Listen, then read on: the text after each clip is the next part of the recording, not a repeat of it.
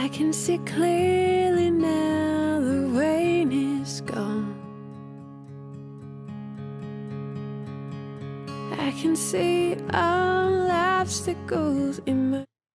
Okay, well, I've got a background in nutrition, and I originally, years ago, I used to work in the weight loss industry helping all people.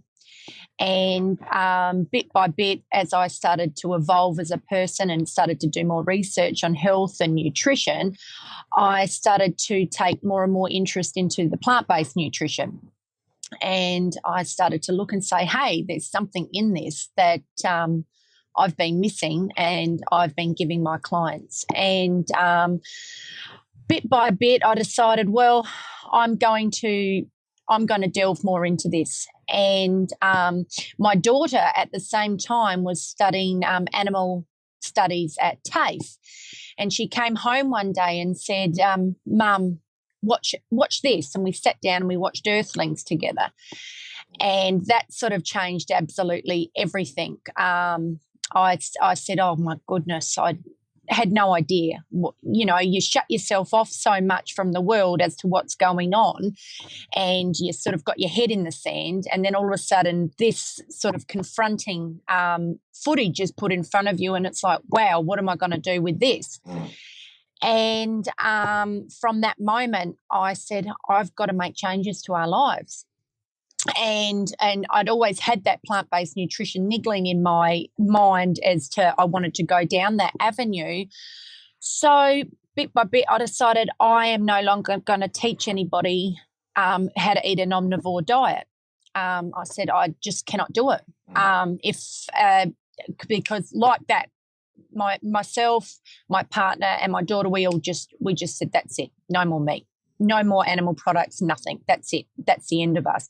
And it was about a week before we were going overseas on a 6-week holiday. I mean, of all the times to decide to change your diet as well as your lifestyle, it was, you know, before we were going overseas. And that was a bit of an adventure because, of course, we were very new to, you know, the whole what you can and can't have and this and that. And so that was a bit of a, you know, oh gosh. And so we went on our holiday and we were like, okay, that's it. And we stuck with it, and we were and I was never going back, and I never have gone back from that day. And when I come home, I said, that's it. I'm going to start changing my business over and start changing it into plant-based nutrition. Obviously, it did cost me quite a few clients, but that, and so I ended up now I have to do other work as well to supplement my income. So I do I work in mental health as well, but I wasn't going to go against my ethics. Once I'd made that decision, I said, you know what, this is the right decision for me. And Can I just jump in there for a second? Yeah. Is it fair to say then it wasn't a decision?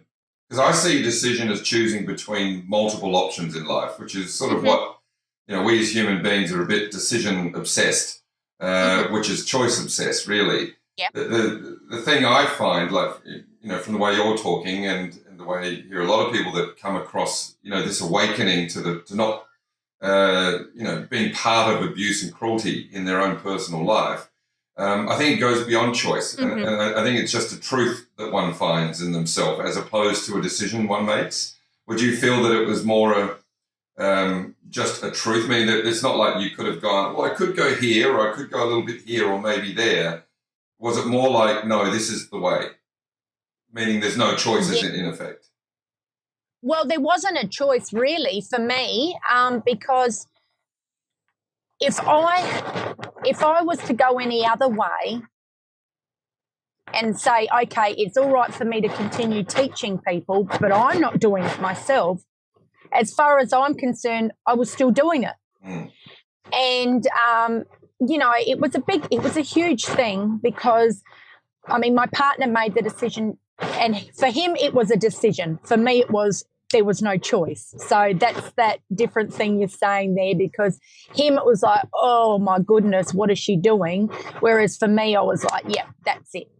So, yeah, I know exactly what you're saying. For me, it was there's no other option. That's the only option. So obviously a powerful, profound awareness shift for your life. So has it changed your entire life quite dramatically? The nature of your life, your connections, your work, your family. Is it and what has that done to you as a person? I think you go through phases when you become vegan. I went through a huge grieving process, and I could feel myself at one stage becoming extremely bitter and angry and lied to, and all those different feelings that you go through.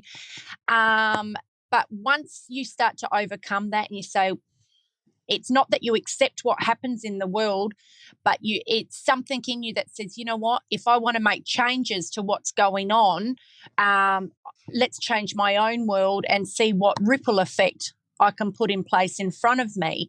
And when I started to make that mind shift and say, you know what, let's not hold on to this anger, let's move it forward and try and make a difference, things have started to really, really change for me. I feel I'm a happier person.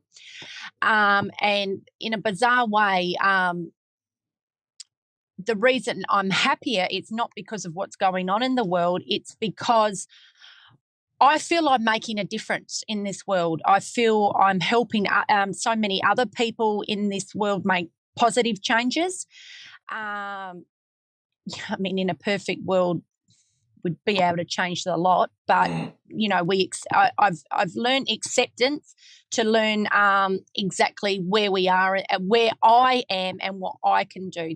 That's been a huge thing for me, and that didn't happen overnight. I was very angry. I went through a phase really where I didn't like anybody, because it was just so much. I think it's so much to take on when all of a sudden this truth sort of comes into your face, the world that you were 1 minute living in, and then all of a sudden you just go, wow. And I think once you open the doors, you allow yourself to open the doors further and further, and you say, oh, my God, how much more lies and deceits out there?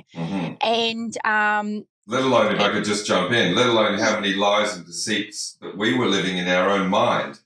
You know what I mean? There's the lies and deceits of society, but they end up being our lies and deceits. Sure, we can blame who put them in there, but it's our responsibility to live in our own truth. And that, I think that's the amazing thing, to look at and think, well, what else am I missing? You know what I mean? If I could miss something as obvious as the abuse of others, to think, I think, was I actually putting the flesh of a dead body in my mouth? Like, willingly and knowingly, when that's a sentient being that has a person inside it, has feelings, has a mother, and to think people are manipulating their lives purposely to murder them so we can put dead flesh in our mouth and enjoy that and smile and laugh with our friends.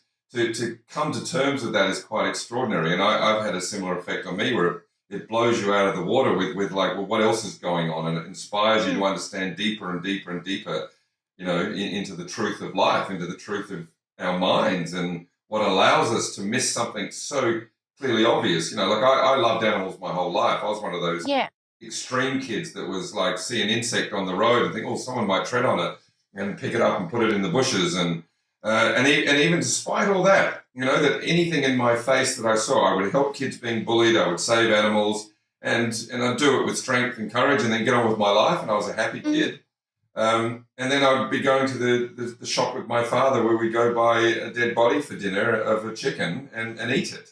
And it is mind-blowing to think that our minds can not instantaneously put that together. So this is why I think it's the animal situation, and facing it exposes how much we as a species have to wake up. We really need to get it together and start facing the truth of how deluded we are, how edited our realities are, and how much we need to face the truth of it. I can see all obstacles in my way.